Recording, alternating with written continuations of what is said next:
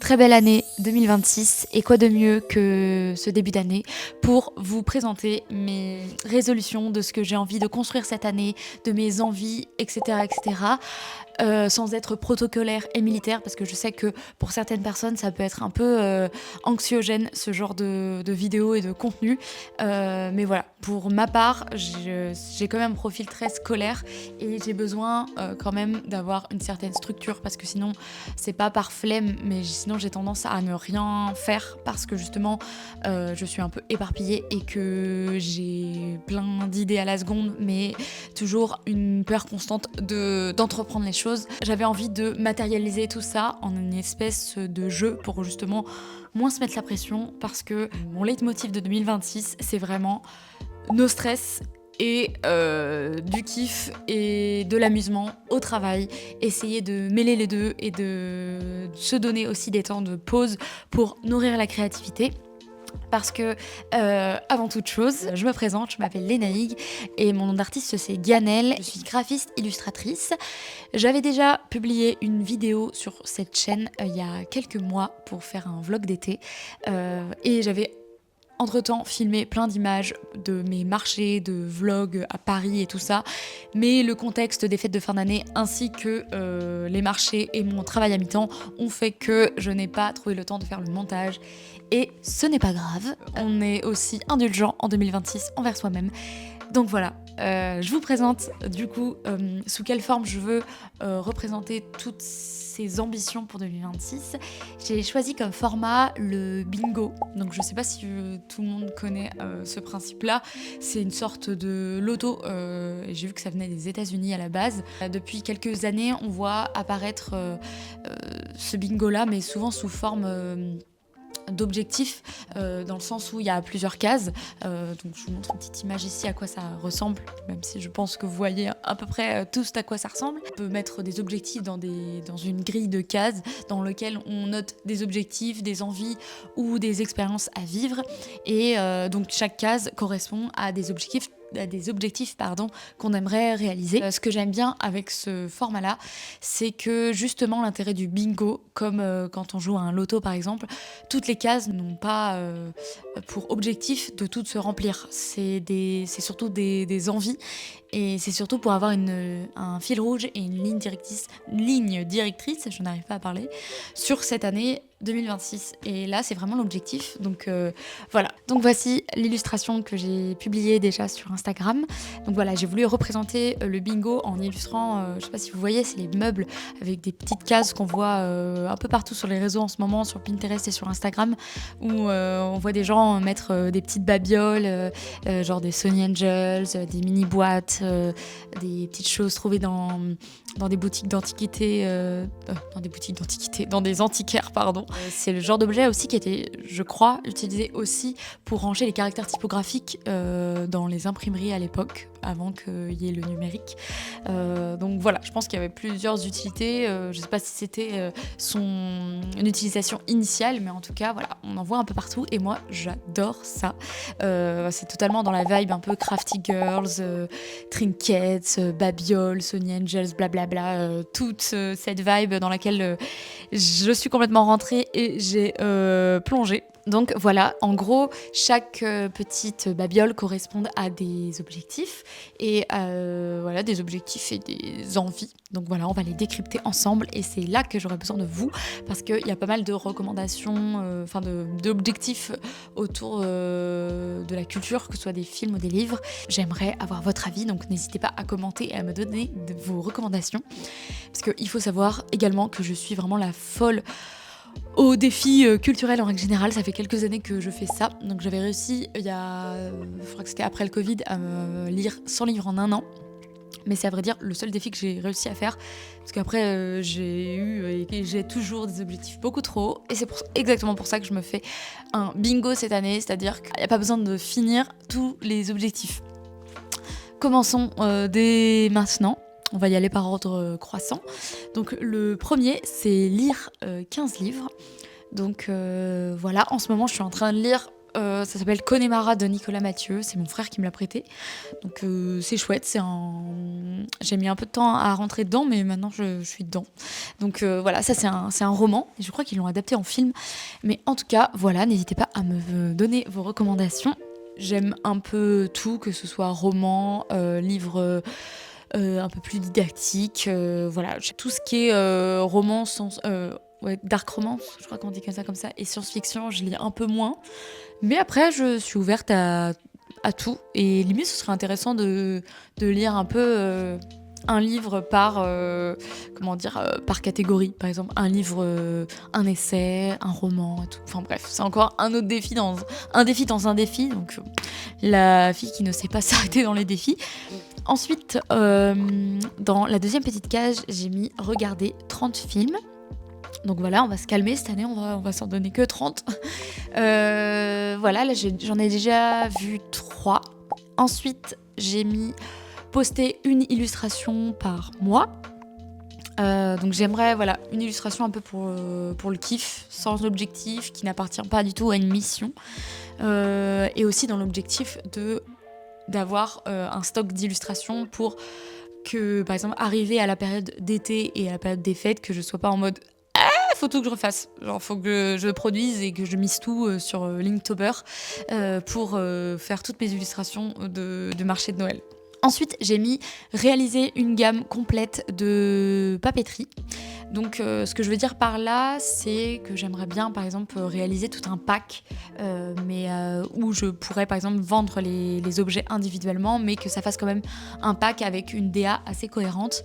Donc, par exemple, cette année, j'ai déjà fait des bloc-notes, et là, j'ai bien envie de refaire, de faire, par exemple, des marque-pages, de faire des gommes, des crayons, des petits goodies.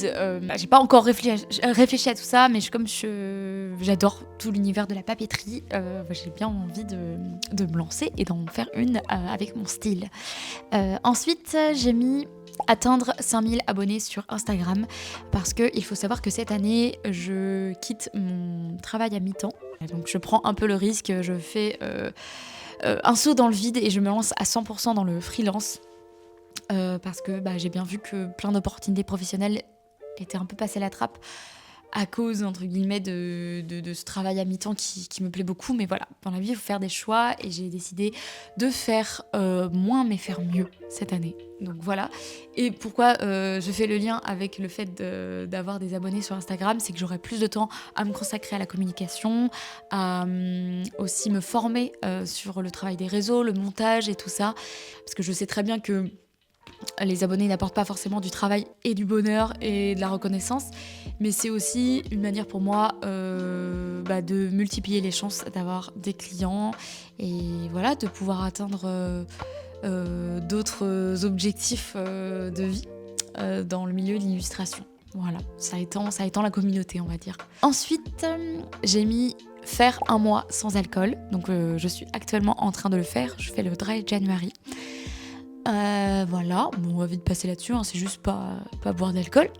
Ensuite, j'ai mis prendre des cours de yoga, toujours dans cet objectif d'aller mieux et de me concentrer sur mon bien-être. Ça fait des années que j'ai envie d'en faire, mais ça coûte cher.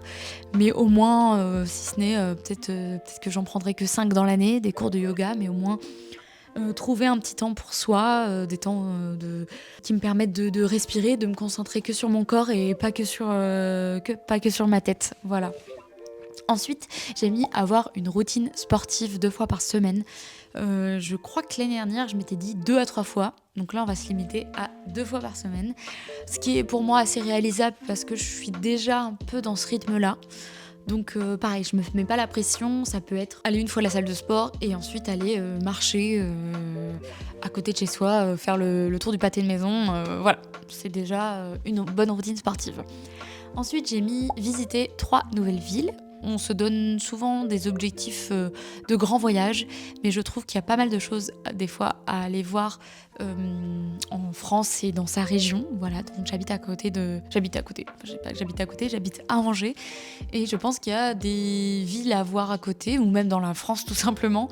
Et voilà, ça pourrait aussi me permettre d'aller voir mes amis. Et je vois ça un peu comme un solo date, donc ça rejoint un autre défi que j'ai donné plus tard, que voilà, je vous y amènerai. Si vous avez d'ailleurs des recommandations de villes sympas à faire seul ou à plusieurs, dites-moi. Ensuite, j'ai mis tenir un journal, une pensée par jour. Ça fait quelques années que j'écris plus de façon régulière, mais depuis le lycée, j'ai quand même toujours eu l'habitude de tenir un carnet de pensées ou de poésie. Je sais pas, on l'appelle comme on veut, mais en tout cas, je trouve que cette pratique fait vraiment du bien et permet de se poser, que ce soit le matin ou le soir. Il y a beaucoup une tendance en ce moment avec le livre de Julia Cameron. Je me rappelle plus du titre, je vais le mettre juste ici. Et je sais que dans son livre, elle montre l'importance de tenir un carnet et de tous les matins jeter sur papier toutes les pensées qu'on a, que ce soit négatives, positives, matures, pas matures, un peu débiles. Il y a d'ailleurs la petite Argentine qui a fait une vidéo là-dessus qui est très intéressante, mais je sais que Ectomorph avait aussi un peu parlé d'elle, il me semble. J'ai un profil scolaire, mais je sais que j'ai envie aussi de le faire à ma manière, pas forcément en suivant non plus tous ces comment on dit, préceptes, principes, je sais plus trop, mais voilà. J'ai mis une fois par mois regarder un documentaire sur l'histoire parce que je suis énormément complexée en règle générale quand on a entre amis ou avec d'autres gens des débats ou des discussions à propos de ce qui s'est passé dans le monde et dans l'histoire de France par exemple, parce qu'en fait j'étais très très bonne en histoire avant. Je pense que j'ai des facilités d'apprentissage, de mémorisation par cœur, mais par contre en long terme je remarque que j'ai quand même une mémoire assez défaillante.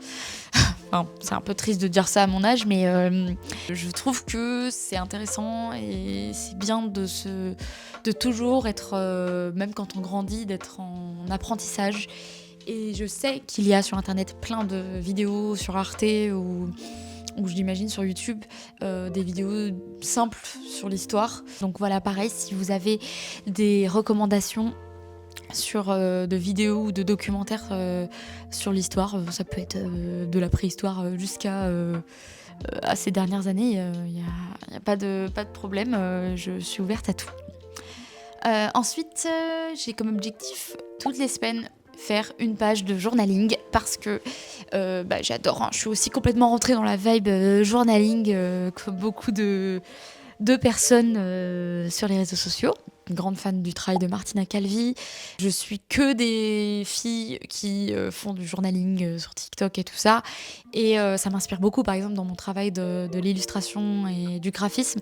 Mais j'aimerais vraiment le pratiquer aussi pour moi, pas forcément dans un objectif de le montrer.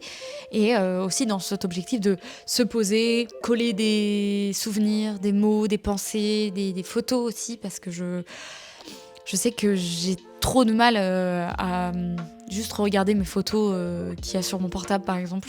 En fait, je les ai et je sais pas quoi en faire. Donc, à part les développer et les coller sur un carnet, je trouve que c'est beaucoup de données numériques et on ne sait pas trop quoi en faire. Dans la continuité du fait que j'ai l'impression de ne pas beaucoup avoir de mémoire, ça pourrait aussi me permettre de garder une trace écrite et visuelle de ce que je vis. Et voilà, je trouve que c'est trop chouette de se dire, par exemple, il y a certains objets, certains emballages, je sais pas, par exemple d'un truc alimentaire, d'un bonbon, où tu les colles. Sur le coup, ça te paraît anodin et tu les retrouves des années plus tard et tu te dis oh. Et en fait, c'est comme une Madeleine de Proust, ça te fait replonger dans une situation. Et voilà, je trouve que c'est magique le journaling pour ça. Et en plus de ça, c'est un moment de détente et de décrochage sur le quotidien. Voilà, c'est un cadeau de soi à soi comme moment. C'est un peu pareil, un solo date. Et j'y viens parce que j'ai mis une fois par mois une journée non productive solo date. Quand j'entends une journée non productive, c'est une journée aussi hors week-end, de se dire je fais vraiment rien, c'est-à-dire rien productif, rien de... Par exemple là quand je tourne une vidéo YouTube, pour moi c'est de l'ordre de la productivité, mais vraiment là du coup faire une activité qui n'a pas pour objectif d'être montrée, juste une activité pour soi. Et une activité pour soi, ça peut être aussi ne rien faire. 2026, on se détend la nouille. Ensuite, j'ai marqué faire un alphabet date avec mes amis. Ça, j'ai vu ça sur un bingo que j'ai vu sur Pinterest. Un alphabet date, c'est le fait de prendre toutes les lettres de l'alphabet et de se donner une activité correspondant à la lettre. Donc, je sais pas, A, ça peut être allumer une bougie. C'est ce que j'ai fait avec mon ami et on a tenu des intentions en allumant cette petite bougie. B, ça peut être balade. C, ça peut être courir, prendre un café. Voilà, bref, vous avez compris l'idée. Et à ce propos, j'aimerais bien faire une série comme ça sur TikTok, de faire une série par lettres. Je pense que ça pourrait être sympa. Ensuite, on arrive sur la fin. J'ai aussi écrire 5 lettres à 5 proches. Ça, c'est aussi toujours dans l'idée de revenir à quelque chose de plus concret, sortir un peu du côté toujours numérique et plus aller vers l'analogique, donc tout ce qui est vraiment palpable. J'ai mis écrire 5 lettres à 5 proches pour prendre des nouvelles avant tout, parce que je suis quelqu'un qui essaye mais qui ne prend pas assez de nouvelles de ses amis, qui pense fort à eux, mais j'ai pas la fibre de discuter par message en règle générale, que ce soit avec mes amis, avec ma famille. Je trouve que la lettre, c'est bien parce que c'est un moment posé, sincère, pas entre deux. On prend le temps de dire ce qu'il y a sur le cœur. Et voilà, je trouve que c'est beau et c'est une trace écrite qu'on peut garder à vie. Et je sais que moi, j'ai des lettres d'amis que j'ai gardées depuis super longtemps. Et des fois, quand je retombe dessus, c'est comme le coup du journaling. Ça fait trop plaisir de se dire waouh, on pensait ça à ce moment-là et voilà où on en est maintenant. Donc c'est beau, je trouve. Et en dernier point, j'ai mis une fois par mois voir ma famille. Parce que je trouve que c'est important dans cette vie effrénée qu'on a. Parce que je sais que moi, le monde professionnel tient énormément de place. Et je sais que je le mets toujours en priorité. Mais je trouve que c'est important de se dire, pour sa famille et pour soi, de se réunir au moins une fois par mois. Le temps file et des fois, on se dit waouh, en fait, ça fait 4 mois que j'ai pas vu ma famille. Et je trouve que c'est un peu choquant de se dire, des fois quand on grandit, évidemment que c'est normal de vivre des trucs chacun de notre côté et qu'on a tous, chacune et chacun nos vies. Mais c'est fou de se dire quand même qu'à un moment donné de notre vie, on a vécu tout le temps ensemble, tous les jours. Je trouve que c'est important pour moi de garder ce lien familial et / amical, parce que pour moi, ça va de pair de garder des relations amicales avec sa famille. Voilà. C'est la fin de ce bingo. J'espère que c'était pas trop long pour vous. J'espère que ça vous a aussi inspiré. Dites-moi si vous aussi, de votre côté, vous aimez vous donner ce genre de petits défis, si vous avez fait un bingo ou si vous avez fait des résolutions, quelle forme ça prend. Je suis bien intriguée par ça. Actuellement aussi, dans cette idée d'organisation de l'année, pour être un peu plus visuelle et concrète, je suis en train de me former aussi à Notion. Donc voilà, ça a l'air d'être un monde waouh. Ça a l'air d'être un peu compliqué à comprendre, mais voilà, j'ai téléchargé des templates. J'adore, ça me passionne, tout ce qui est organisation, nouvelles résolutions et tout ça. Essayer de mettre en fait du positif dans sa vie, parce que je pense que avant tout, je fais ça pour ça.